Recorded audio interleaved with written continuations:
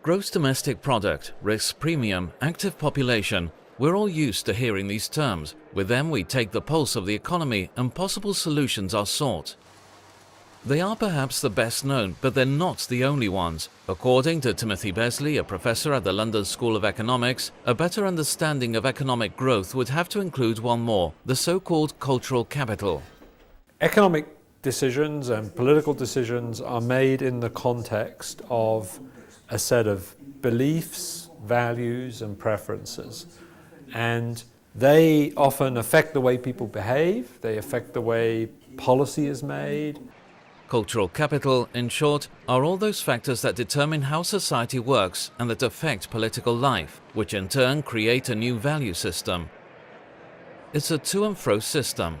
Besley explained this at the Madrid headquarters of the BBVA Foundation. And while recognizing that it's a difficult variable to measure, surveys are normally used, this economist is confident that in the future, taking all these parameters into account will help to better understand the differences between countries, even between families or social groups. For example, why the use of a common language between politicians and citizens may be behind triumphs like that of Donald Trump. And when that happens, when politicians come along and suddenly seem to be talking in the same language that ordinary citizens talk, that gives those politicians a connection which perhaps some of the traditional political elites simply were unable to connect with. That's why when the dialogue between them breaks down, the decisions taken by the street and the House of Representatives may not coincide. Besley at this point puts the focus on the United Kingdom. Brexit, I think, would ever have happened from a purely parliamentary process.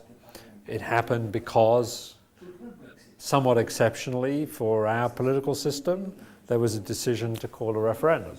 And once you're having a referendum, then the terms of normal politics are suspended.